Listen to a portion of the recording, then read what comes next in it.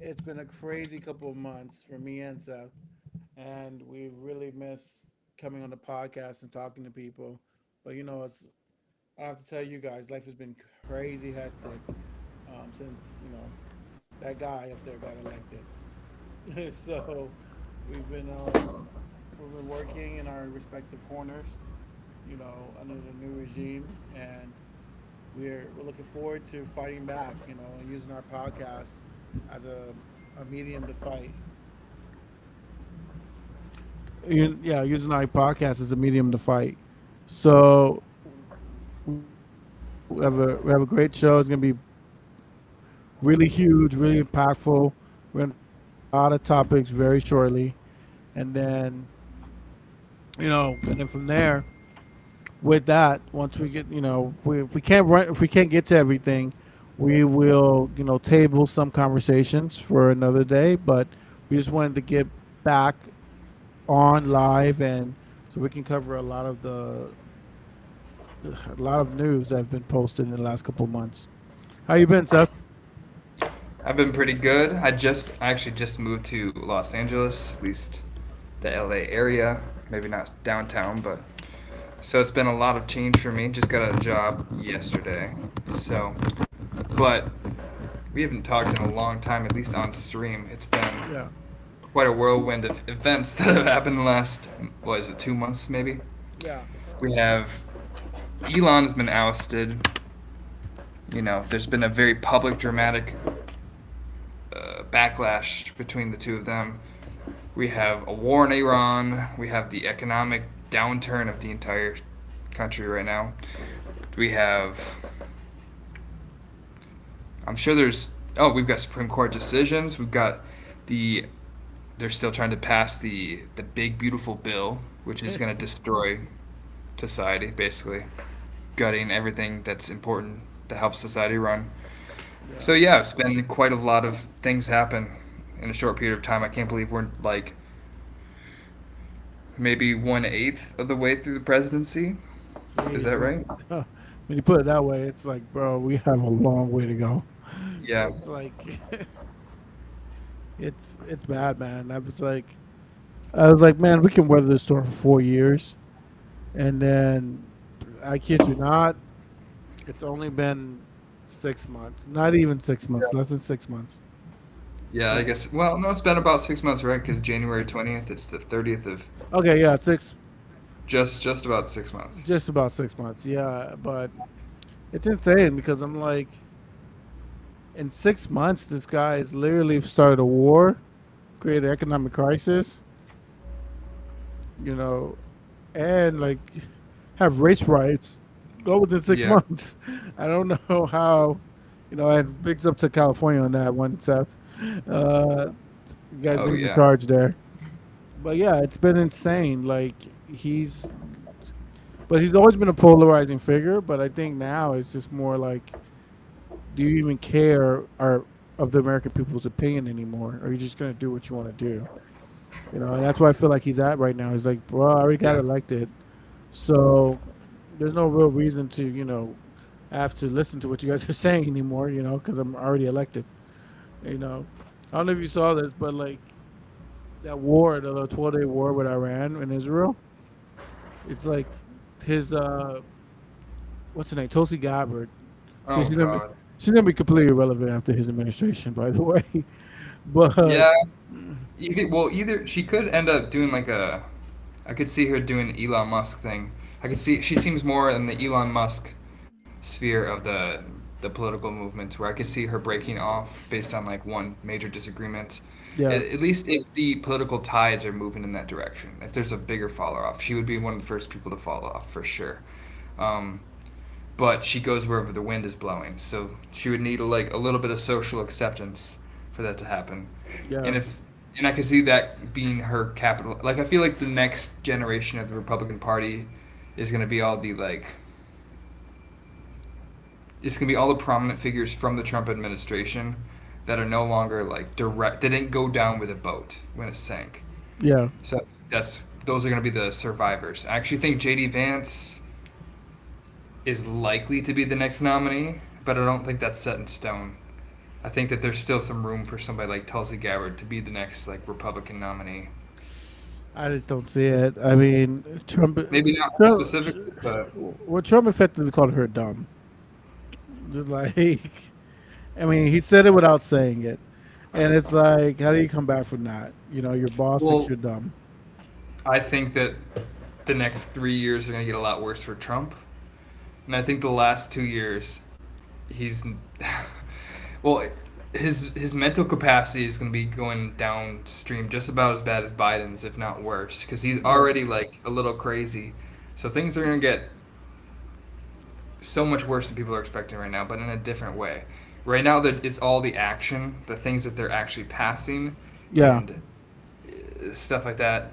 In the future, I think it's going to be a lot more drama. After the midterms, especially when it's not likely that the Republicans are going to have as big of a coalition to pass bills. And even what's remaining is going to be a lot more splintered because I'm yeah, sure they're going to start pointing fingers after they lose. yeah. And there's already like a growing divide in the Republican Party. So what happens after that?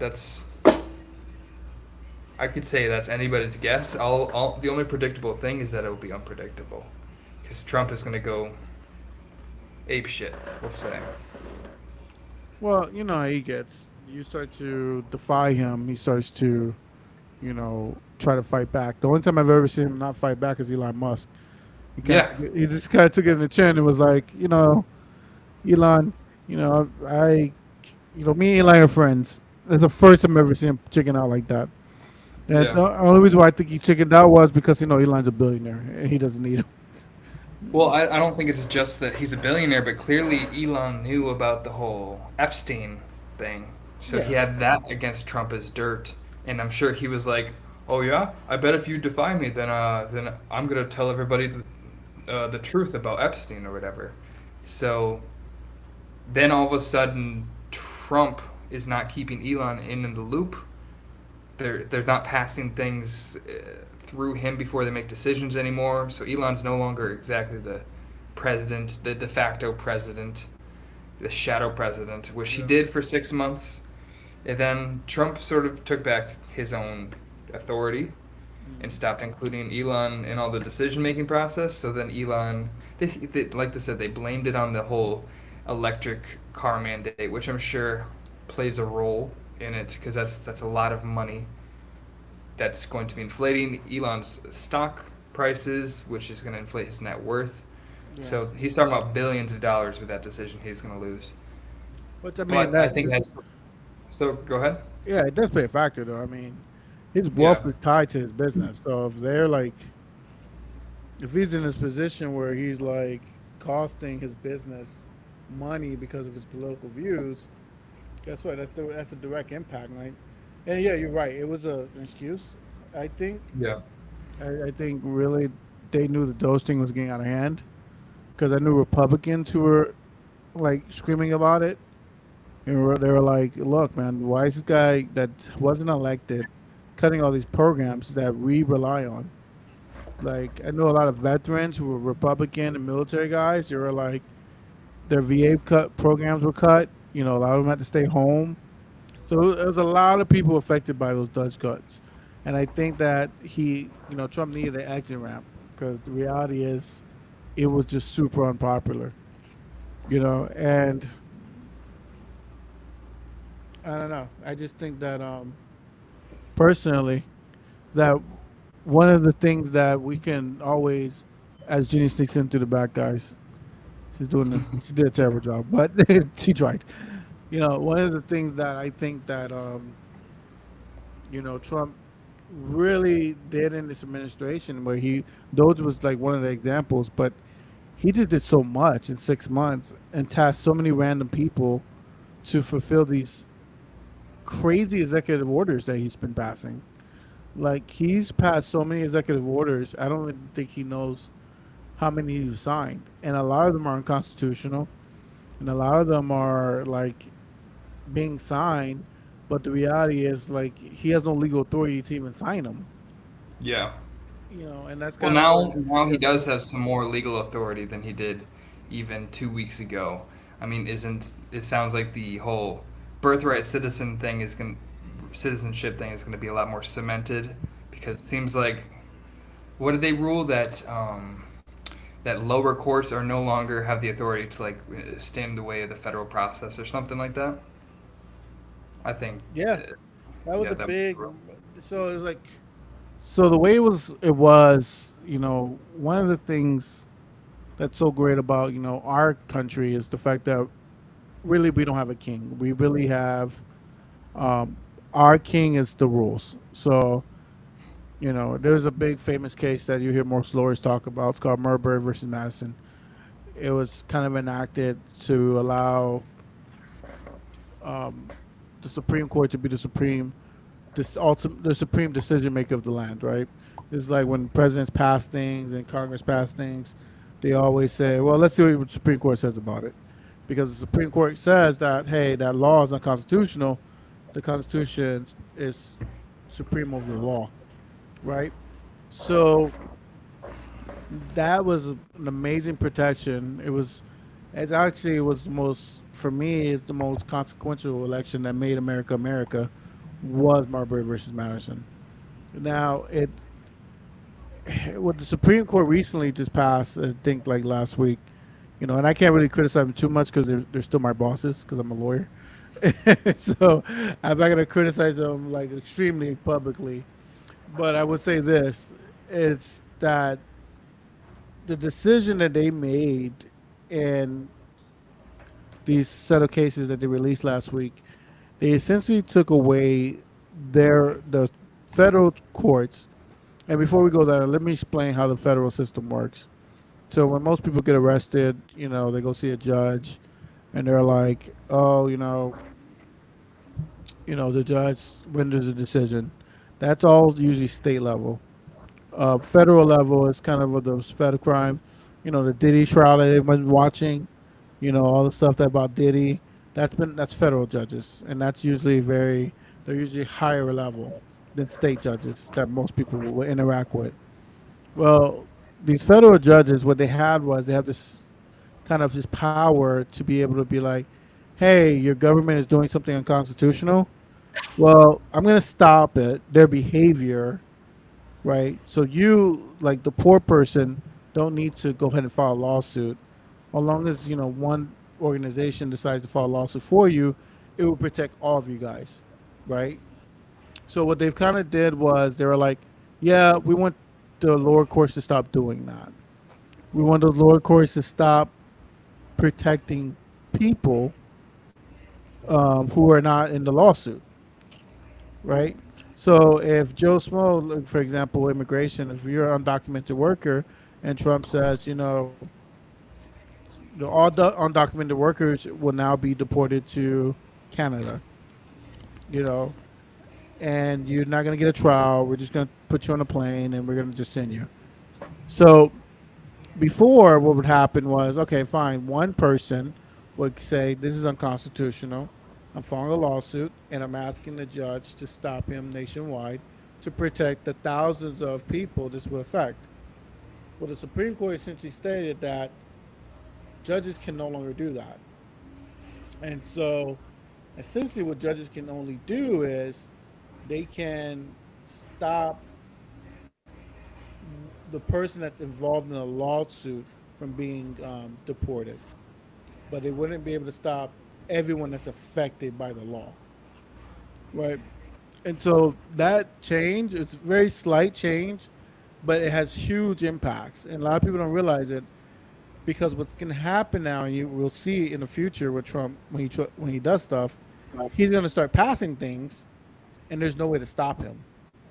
So if he says tomorrow, if you're an African American and you were, born between 19 something and 19 something, you're going to get deported to Guatemala. Now, every single person who is affected by that decision will have to file a lawsuit. If they don't file a lawsuit, they are not protected. Even though technically you're a U.S. citizen and technically you have the rights to access to the courts, if you don't get to the courts in time, you are stuck. So let's think about how it will play out. If you have let's say Trump comes out tomorrow in executive order and says, "Hey, all people from Haiti, Cuba, and the Caribbeans, you guys need to report to this military base, and you're going to be deported tomorrow." So they come. Let's say ICE comes in your house and they take everybody. Well, what the Supreme Court essentially did was, if one person, let's say one person was able to escape and go to the court and stop them, the Supreme Court took that away. So now there's no way to stop them because imagine everyone's on a plane on their way to another country, so no one can actually get to the court. That's an extreme example, but that's just Hmm. some of the consequences of It's not removing the unrealistic. power. Hmm? So it's not unrealistic. It's not unrealistic. It's very realistic. I mean, this birthright citizenship is kind of like the gateway. Yeah. It was a way for Trump to make the conversation happen.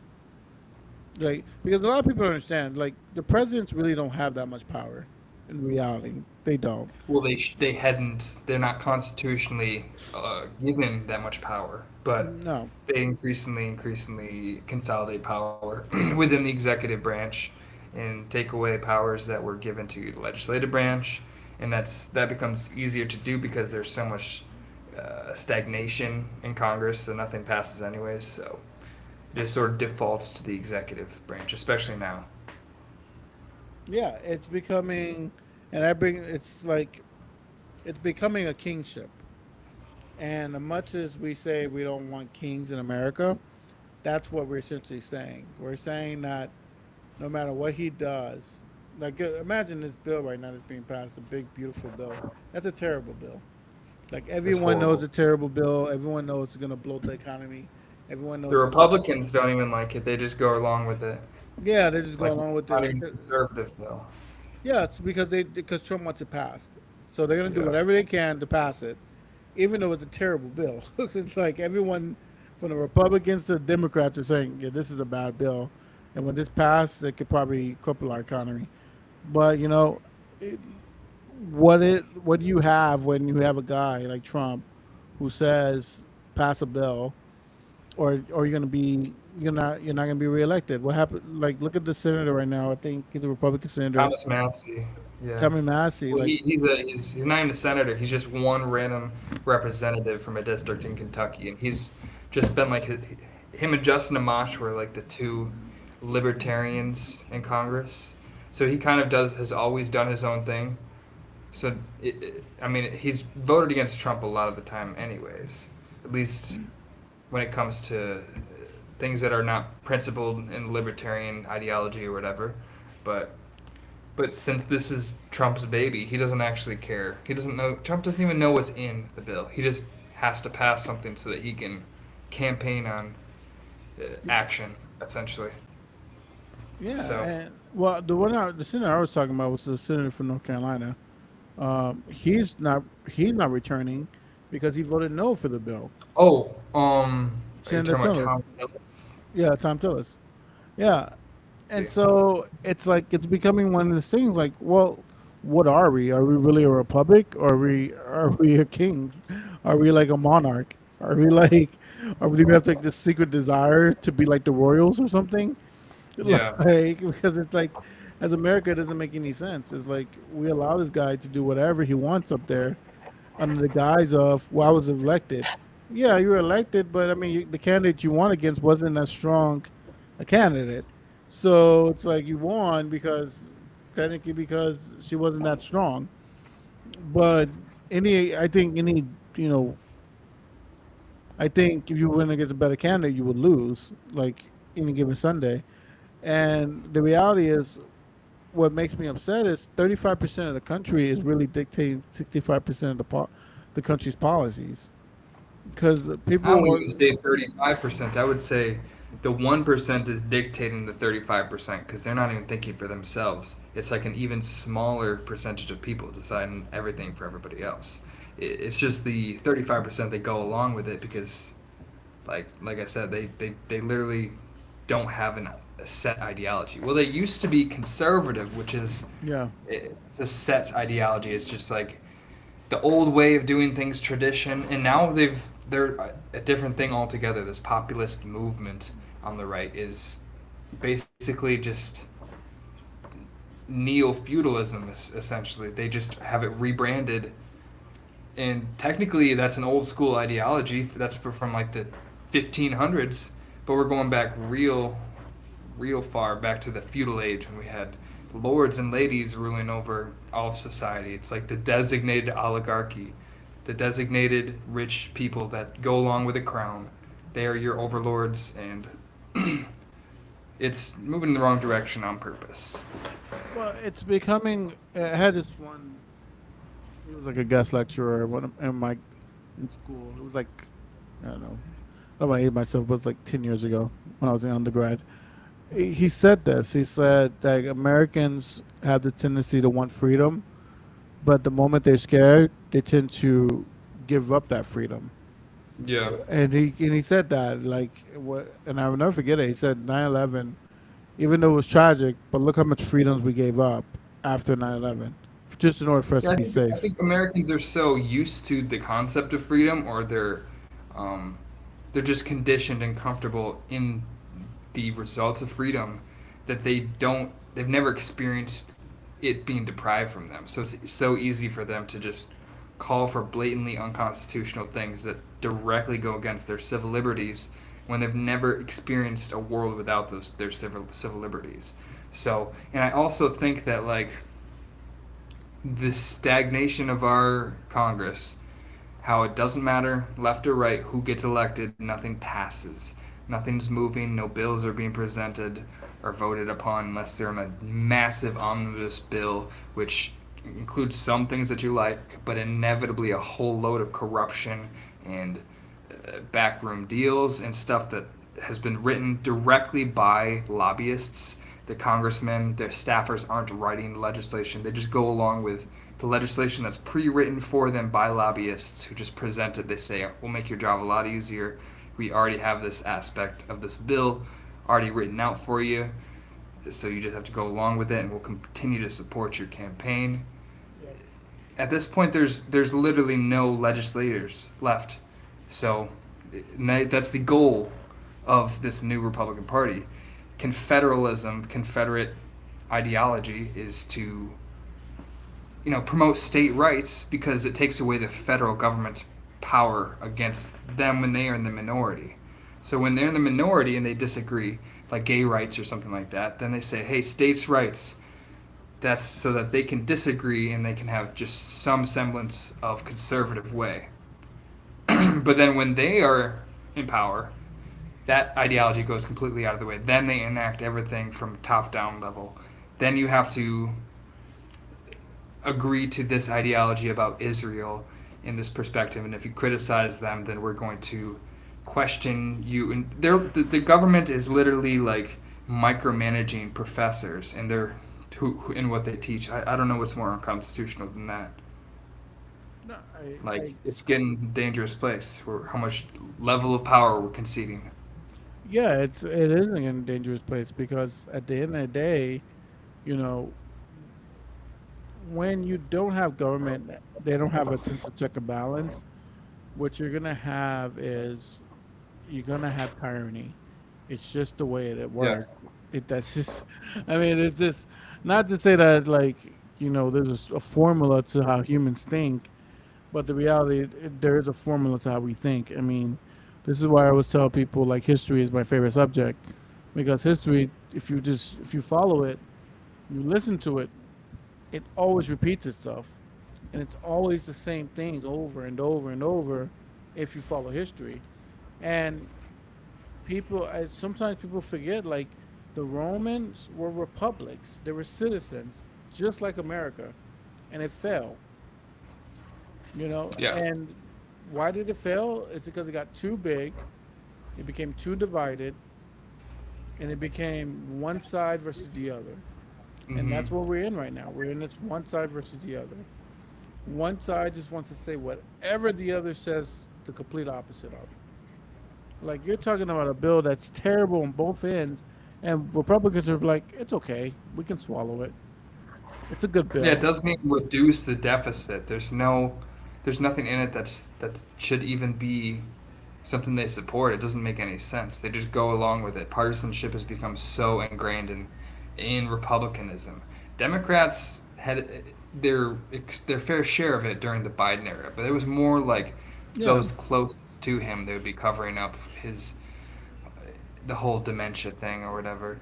But which was wrong Republican or too. That was Democrats are wrong much too. more adversarial. Sorry, go ahead. No, you're right. That was wrong too. We Yeah. don't talk about it often, but covering up a president's sickness is that is treason. I'm sorry. If he was sick, like it's been reported, it Yeah. should have never have been covered up, and he should have been primaried. Yeah, I mean, Point blank. it's written in the Constitution what you do when the president is literally unable to do their own job because of illness or mental capacity, something like that. So the fact that they just went along with it because it was more convenient, and it would be really embarrassing for them to have a president step down because of his own mental capacity. So Hmm. then the administrators, the staffers around him just ran the rest of the country. Yeah. His wife had a major role, which nobody elected his wife, which Yeah. she might be nice, but that's just not. That's there's very clear reasons why. If we just ignore the whole maybe the election was stolen thing because of Hmm. voter suppression, Trump won fundamentally because Joe Biden's perception as a failure and the Democrats' failure to commend to go against anything that he allowed necessarily. Kamala Harris's like the closing statement was, "Oh, when they were asked on the View, what are you going to change?" and she said, like, nothing's going to fundamentally change, and that's not what people wanted to hear. So people voted against Exactly. that. Yeah. That Exactly. was the moment that she lost. She had a chance to be a completely different voice, especially because she had been shielded from the Biden administration the whole time. She Hmm. wasn't seen side by side with him that much. They were covering her up. So the fact that she was able to run, she had the name recognition of a VP, and she wasn't so tied closely to his policies and his decisions. It was a great opportunity for her to stand against at least the old way of doing things. And early on in the campaign, there was so much electricity and so much passion when she chose Tim Walz, when she was started making the right decisions. It wasn't until they got so popular that they started raising billions of dollars trying to compete with Trump having billionaires and billionaires backing him. Yeah. So the Democrats started giving and started to play Republicans at their own game, and then they started to change their message, and they started to listen to advisors and consultants, and they Right. started to not present Tim Walz as much, and they started to play down everything that was already working in order to just like talk about this democracy, the, the right to vote, all this stuff like that, stuff that wasn't necessarily in the forefront of everybody's minds when they were making decisions of who to vote for. They were more concerned about their paychecks, more concerned about the direction of the country, and they weren't super dialed into the minute details of voting rights and voter suppression and the things that actually cost us a lot in this election, but that people weren't necessarily passionate about. And here we are. We're immediately like 20-point swing in the other direction of people that voted for Trump that don't even see why anymore. Didn't expect any of this to happen, even though this is everything that he campaigned upon. Hmm. And now we're in quite a situation, and literally a worst case scenario right now. We're it talks of having war with Iran and all the Axis powers or whatever, all the allies they go along with Iran, and this is not a good situation, especially having a leader like Trump, who's as unpredictable as anybody could be. Yeah. I mean, it's not a good situation. I mean, at the end of the day, he's losing support among independents, which we all knew that was going to happen anyway.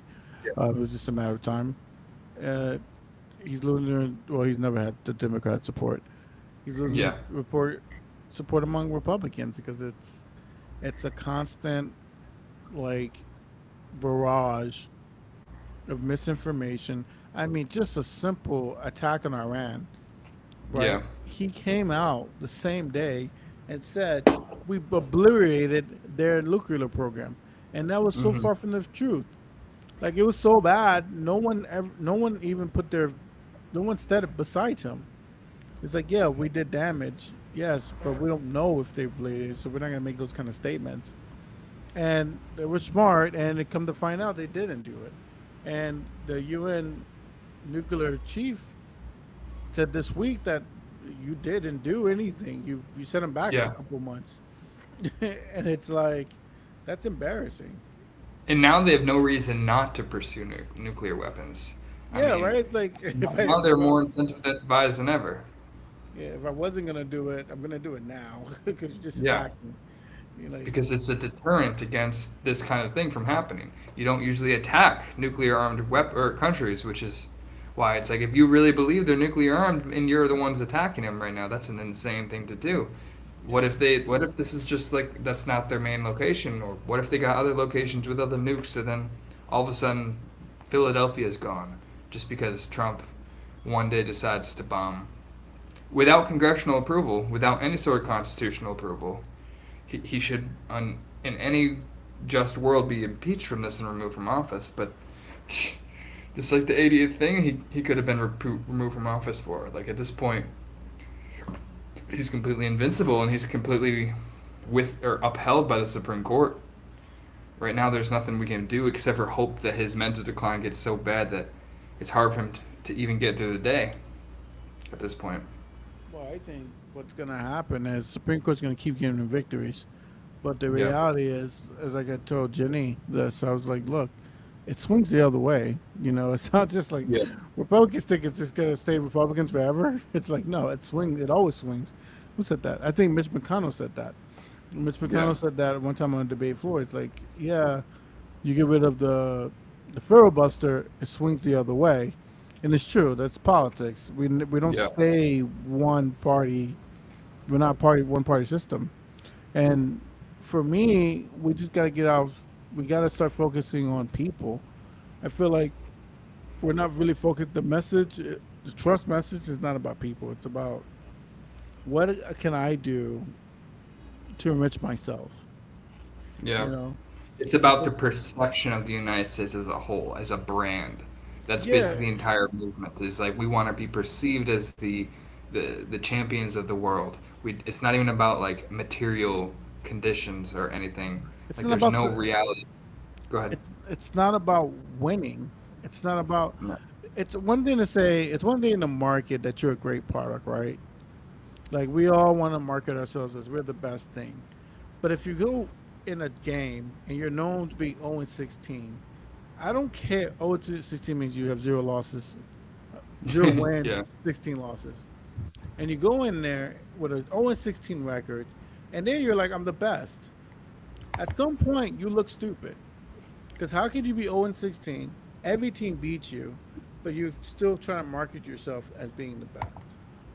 You know, and it's not a downplay on America because it's one of the best countries ever created in the Yeah. world's history.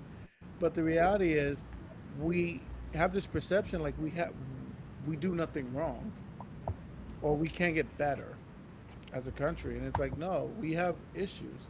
Instead of talking to farmers in the middle of Michigan, in the middle of Illinois, in the middle of the blue state, the what do you call it? I would call them swing states, but they're not really swing states. The flyover states. Instead of telling them that we're going to bring their jobs back, how about we really come up with a plan that really helps them? Because the reality, we know manufacturing jobs are not coming back, and like I don't care how many companies. Seth, I we lost Seth for a second here, guys. But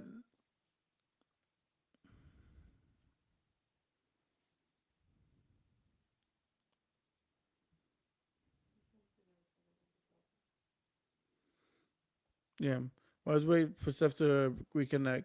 I was just saying, like we're always talking about we bringing these manufacturing jobs back, but the reality is there we're not investing in training these people who have lost their jobs. And right now, we think the manufacturing crisis has gone bad. We have an AI crisis that's coming. In 2 or 3 years, AI is going to replace thousands of jobs. So now that we have a shortage of manufacturers and we have a shortage of now going to be white collar jobs, you're going to have a mass amount of unemployed people in America with nothing to do. Instead of focusing on that problem, we're talking about immigration. And immigration is not the reason why jobs are not here in America. We're not really getting involved and diving deep into the real hard issues. What we're doing is trying to market, what an American is. We're trying to market that an American is a white male with no immigrant background, blue collared American citizen.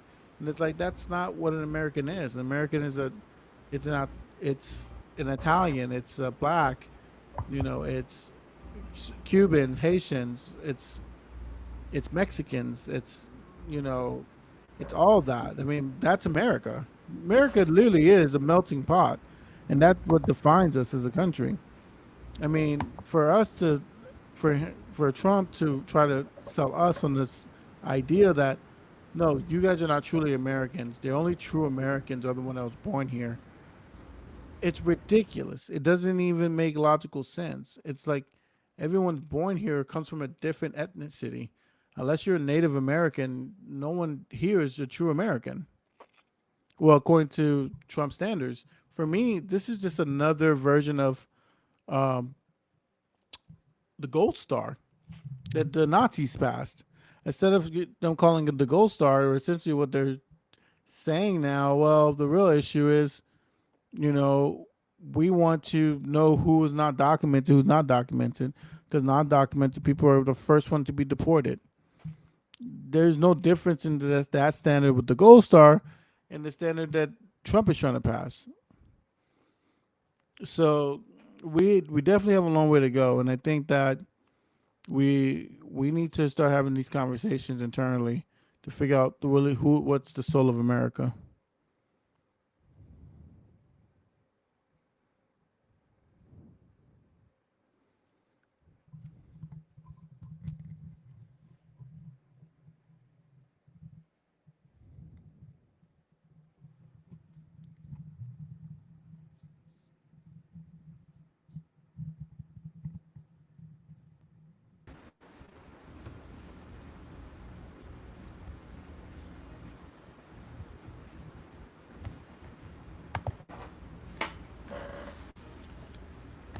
Do you hear me? Yeah. I'm just trying to fix my camera right now. I should be back in a second. Okay. Let's just. You want to cut the live then? I mean, I can edit around it. Okay. If you want to just keep talking, I should be back on regular in just a second. Yeah. Sure. So yeah, our state of our politics is in a very insane. It's at a very insane place, and insane as we really don't have any checks and guards in place right now. We don't have a judiciary to protect us using the Constitution. We don't have a Congress to prevent a lot of the encroachment of you know statutory rights. All we really have is a president who's passing executive orders, and we don't really have the ability to stop them. And that is very problematic, because a president that can't be stopped or checked is to a point, it's a king. And if he's acting as a king's role, then we're all in trouble because it's like every king in history. They always get fatter and they always want more and they always want more glory. They always want more power and it always comes at the expense of the people. That's just how kings work. Or, in modern terms, just being like kings, that's how dictators work. I mean, Fidel Castro, Adolf Hitler, all these different dictators are the same thing. They want status, they want power, and the more we abdicate our power as people to an executive branch to allow him to do whatever he wants, we're saying that, you know what, you're absolute king. You can say whatever, and we're just going to go along with it. And to me, that's a very, very scary proposition, if you ask me.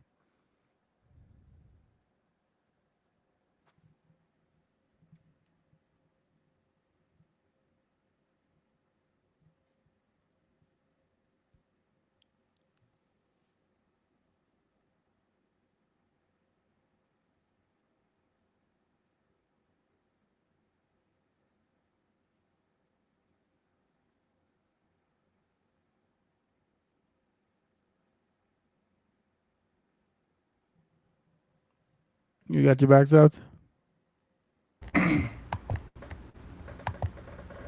How's it going? It's going.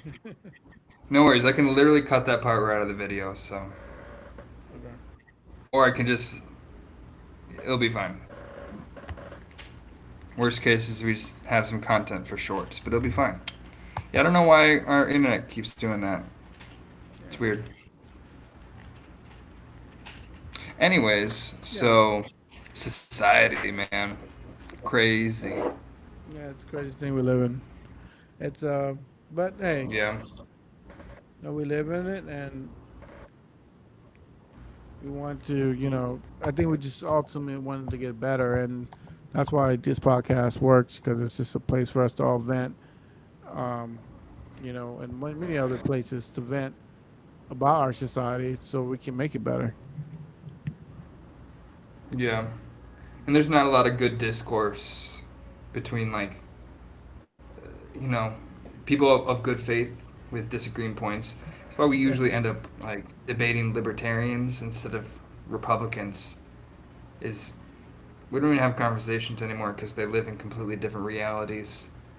yeah, really. Like I don't know. I've been we've been talking back and forth in Mike Termont. Hmm. So he's a libertarian, but he's a Republican. But it's like we just consume completely different media and like live in completely different worlds. But at the same point, like if you hear people talk, like very different people with different perspectives, like completely other ends of the spectrum, we're often saying the same things. At the end of the day, there's the same rhetoric against like there's a group of people controlling every decision, and it's not really coming from the people. And I think that there's a lot of different things that we all share. We all share from the same failing economy, even though we disagree about what is causing it to fall apart. And I think if we really like communicate the core issues of what are causing these problems, that's where we can find some common ground because we generally agree on what the problems are.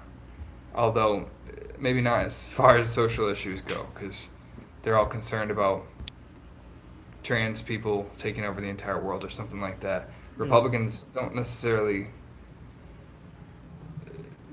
Okay, from an economic perspective, people are definitely facing the same things from global issues. Nobody wants to get in a war anymore. We all experienced that during the George Bush era. I think most Republicans would consider themselves anti-war nowadays, which is ironic because of how quickly we've seen half of them switch as soon as their guys are doing the war.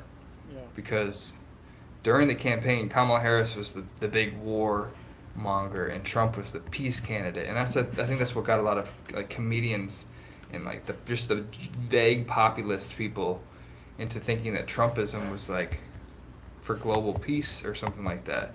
yeah, He's anti-establishment. He's not controlled by the same people. But as we've seen, yeah. Right. you almost wish he was controlled by the same people with how much worse it is. The results, like at least in the first administration, he had some military generals or at least some form of meritocracy, even when it came to deciding which horrible candidate would represent his cabinet.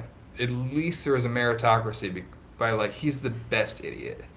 Like, but now they're all idiots, and like there's not even like a rank. They're all just like the absolute worst possible person you could put in charge of an administration or a cabinet. Like for God's sakes, the Department Secretary of Education is the wife of the WWE owner, like Linda McMahon. Yeah. You literally couldn't pick a random person off the street and they'd be just as qualified. And this is we're finding out what happens. You fuck around, you find out. That's Yeah. so it kind of sucks because you want to root for America, but it's almost like you can't even root for something that you know without a shadow of a doubt is catastrophically going to fall apart and blow up in your face. So previous administrations, you're like, I remember when Trump was first elected, the Democrats would all be like, well, we still want the economy to survive, so we wish him the best as a president and hope that he figures it out. It's like there's absolutely nothing redeemable about where he is now. There's nothing that he could do that would accidentally be good. At this point, it's just hoping that he basically that they stagnancy is what we should be rooting for at this point. I'm not gonna lie, like that's why we're hoping to win the midterms so we can just like stand in the way of them trying to pass horrifying shit. Yeah. I mean, I just the midterms are gonna be insane. I just don't see how the Republicans may get out of here because it's like they passed so many. The country's just not doing well in terms of economy. The country's just the country's just not doing well in terms of economy. So I don't Yeah. see what they're really gonna do in terms of how they're gonna change that. This big beautiful bill is not gonna change anything. I mean, at the end of the Oh, it day, will. It will just change in the exact wrong direction. Like yeah. my mother, she just broke her foot in the last week, Okay. and my dad is unemployed, even though he was a temp teacher or whatever. What do they call substitute teacher? Yeah. So now the school season's done. He has no job. He's looking, and she was like a freelance maid or whatever. Yeah. So she'd make more money, but now she can't work because she can't walk around, and she's on Medicaid. Wow. Now, what happens if in a week they completely gut the entire Medicaid program? Is my mother all of a sudden going to be dropped with $20,000 of debt just because something accidental happened to her? How is somebody supposed to pay for a medical treatment if if the thing that's holding them back is going to keep them from working? Like, it doesn't make any sense No. how we are choosing to do this. But no, the Republicans are falling in line, and they're going to gut $1 trillion from public health care for children and old people, and pregnant women, and they're calling themselves a pro-life party. That's never been true. No. That's it's talking points for to get those evangelicals, which I don't even know how people even believe anymore that excuse me, evangelicals are synonymous with Republican Party. It's like no. At the end of the day, man, the Republican Party just says whatever they want to get your vote. They're, they're not in line with those values. Yeah. It's just hypocrisy at its height. They're controlled. They control the Christian base, despite the fact that like anything that you learn at a church goes against what they're doing. Hmm. Like there's some sort of like conservative ideology that comes out of republicanism for sure, but it's certainly not like the Christianity of like Jesus Christ, No. where it's like you teach about unjust authority like the Pharisees, and they're top down and they're telling you what to think and believe, and religion is something to be questioned, you know what I mean, when it comes from men instead of your direct relationship with God. And then there's also feed the poor, and it's harder for a rich man, or it's harder for like a camel to fit through the eye of a needle than a rich man to get into heaven. And Yeah. all these different lessons, and the entire basis of Christianity is devoid within the Republican Party. There's nothing it teaches about loving immigrants. It teaches about how basically everything is like much more aligned with the democratic values. And it's not like we're a religious party because you can believe whatever you like and you can vote for Democrats. That's the difference. But ironically, if you were a true Christian, you would never vote for any of these policies the Republicans are standing behind right now. Yeah. No, you wouldn't. So Well, guys, I mean, this is kind of our first one back. Um, we're gonna do some more of these. I know we wanted to give you guys kind of a short preview of what we're gonna be talking about. We're gonna be diving down into these topics a little bit more heavy because these last 3 or 4 months has been really there's a lot of news breaking, and we want a little bit more in depth analysis. I don't know about you, Seth, but yeah, I definitely want to go a little more in depth with them. We kind of want to give you guys a preview of what we've been feeling in these last couple of months because I know me and Seth we've been kind of in our own corners, and so we wanted to give you guys a quick feedback. We want you guys to subscribe. We want to grow our YouTube channel so that we can get you guys, so we can get more content out there and get you guys really getting like ourselves a little cold, and the reason why we want that cold is because the more people together with one common voice, one common idea, gets things through, you know. And so we believe in the progressive message. If you believe in that message, we want us to follow us. I mean, and I don't know if you got any last words, Seth. You want to say? yeah, I mean, like he said, this is the first stream we've had back in a while. Yeah, we had a little technical difficulties. It's the way it goes sometimes. We're just dealing with a new platform. We're completely switching things over. We're changing our editing platform, so there's a lot more YouTube Shorts being posted. We have a lot more stuff coming in the future and a lot more past content that we're able to post now. We do have a couple of new guests. Well, not new guests. We're having a couple of recurring previous guests back on. Like I said, we should be talking to Mike Termott in the next couple of weeks again. The prompt was basically how he's a right libertarian and we're more on the left when it comes to liberty. So we're having another discussion about that and our disagreements about concepts of property and economics and all this different stuff. Third parties, I'm sure we'll talk about a little bit. We also should be having on Matthew McManus again. He was on a show, I don't know, a few episodes ago, maybe like 7 or 8 of them. But we talked about liberal socialism last time. His book has since come out, so I'm sure we're going to cover that a little bit and talk a little bit about how things have evolved in his mind since we last discussed. Because Trump had not been elected president at that point, or at least reelected. So there's a lot of that's come since just talking about ideology and then seeing your predictions unfold before you, like how we talk about how the rich are controlling the world, and then we see the richest man in the world literally buy an election for the largest country on earth, and then be a de facto shadow president for 6 months. Like, we sometimes reality is shocking. It's shocking to be confirmed about something you've always known and believed, but it happened right in front of your face.